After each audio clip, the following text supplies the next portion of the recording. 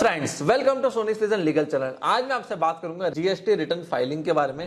कितने टाइप के रिटर्न्स होते हैं, किस किस को जीएसटी फाइल करना और कैसे करना है। देखो, जीएसटी नंबर हमें तब लेना है जब हमारा टर्नओवर 20 लाख से ज्यादा हो सर्विसेज में और 40 लाख से ज्यादा प्रोडक्ट्स में, तब हमें जीएसटी नंबर लेना पड़ता है, जो कि हमारी वेबसाइट और हर जगह मेंशन होना चाहिए। अब अगर आप लोगों ने प्रोप्राइटरशिप के अंदर जीएसटी लिया है तो आपको महीने के 2 रिटर्न फाइलिंग करने हैं। एक 11 तारीख को जो जाएगा जीएसटीआर 1 और एक जाएगा 20 तारीख को जो है जीएसटीआर 3B। अब इसके अंदर क्या होता है बताता हूँ। आपने जो महीने की सेल करी वो आपका जीएसटीआर 1 में चला जाता है, वो आपको 11 के पहले पहले फाइल करना है। तो आज उसका गूगल रिमाइंडर कुछ भी लगा लेना और जीएसटी से डरना वरना मत। बहुत ईजी काम होता है। सिर्फ 18%, 12%, 5% और इस स्लैब के अंदर आपको टैक्स भरने होते हैं। उससे ऊपर कुछ भी नहीं है। 5, 12, 18, 28%, उससे ऊपर कुछ भी नहीं है जीएसटी। इतने सारे लोग हिंदुस्तान में लेके बैठे, कहीं कोई दिक्कत नहीं आती। आज के टाइम में सॉफ्टवेयर सिस्टम्स और जीएसटी का पोर्टल इतना ऑटोमेट हो चुका है। अब देखो, 2 रिटर्न जाएंगे अगर आप लोग प्रोप्राइटरशिप बिजनेस के अंदर। जीएसटीआर 1 जो 11 के पहले और जीएसटीआर 3B 20 तारीख के पहले। 1 में आपकी टोटल सेल्स आती है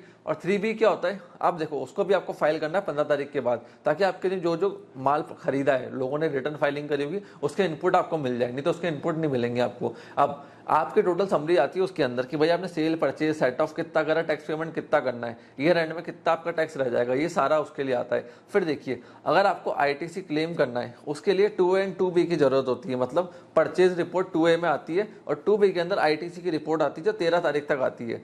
उसको भी आपके लिए मैं एक डिटेल वीडियो लेकर आऊंगा। और देखो, अगर आपका है ना टर्नओवर 1.5 करोड़ से ज्यादा है तो कंपोजिशन स्कीम में आप रजिस्टर्ड नहीं हो सकते हो। कंपोजिशन स्कीम क्या होती है, 1% जीएसटी पे करना है, उसमें आईटीसी नहीं होता, इस चीज का ध्यान रखना। बट आपका टर्नओवर 1.5 करोड़ से ज्यादा है तो कंपोजिशन स्कीम आपको नहीं मिलेगी। अब PMT9 फॉर्म क्या होता है? PMT9 फॉर्म क्या होता है कि भैया मैंने गलत रिटर्न फाइल कर दिया, गलत चैनल पेश कर दिया, लेजर गलत हो गया, मुझे सुधारना है, तो PMT9 फॉर्म होता है। उसके थ्रू मैं लेजर को सही कर सकता हूँ, जो चालान मैंने भरा उसको मैं सही कर सकता हूँ। जीएसटीआर 4 क्या होता है, ये है return for a tax payer registered under the composition scheme. मतलब ये रिटर्न मुझे तब फाइल करना है जब मैं कंपोजिशन स्कीम में जाके रजिस्टर्ड हुआ हूँ। मतलब मुझे 1% जीएसटी पे करूंगा, आईटीसी क्लेम नहीं करूंगा। जीएसटीआर 7 क्या होता है, ये उस पर्सन के लिए होता है जो टैक्स को डिडक्ट करता है सोर्स के ऊपर। मतलब मेरे पास एक प्राइवेट लिमिटेड कंपनी है, किसी को 10 लाख रुपए पे कर रहा हूँ प्रोफेशनल को, वहां मैंने क्या करा, 10 लाख पर 18% भी लगा दिया और 10% के हिसाब से 1 लाख का उसका टीडीएस भी काट लिया। तो टीडीएस भी कटता है, ध्यान रखना। प्रोफेशनल को जब आप पेमेंट करोगे बड़ा पेमेंट,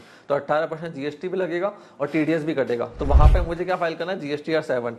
अगर मैं ई कॉमर्स कंपनी चला रहा हूँ, ई कॉमर्स ऑपरेटर हूँ, तो मुझे जीएसटीआर 8 को फाइल करना है। इस चीज का ध्यान रखना। और अगर मेरा जीएसटी नंबर सस्पेंड हो गया, कैंसिल हो गया, मैंने जीएसटी नंबर बंद करवा दिया, तो विद इन 3 मंथ्स मुझे जीएसटीआर 10 फाइल करना है। मुझे अपनी पूरी रिपोर्ट सबमिट, हर डॉक्यूमेंट्स डेटा को देना है कि भाई ये मेरा सेल्स है, ये मेरी परचेज थी और अभी मेरा जीएसटी नंबर कैंसिल हो चुका है। तो वहां पे आपका लास्ट जीएसटीआर 10 जाता है। फ्रेंड्स, ये थे जीएसटी के फॉर्म। अगर आपके कोई भी डाउट है रिगार्डिंग जीएसटी, कोई भी बिजनेस में दिक्कत आ रही है जीएसटी के रिगार्डिंग ई कॉमर्स के अंदर, तो डायरेक्टली आप हमें इस नंबर के ऊपर कॉल कर सकते हैं, व्हाट्सएप कर सकते हैं, या कमेंट सेक्शन के अंदर कमेंट करके हमसे क्वेश्चन पूछ सकते हैं। आपने इस वीडियो को यहाँ तक देखा, हम लोगों को सपोर्ट दिया, उसके लिए धन्यवाद।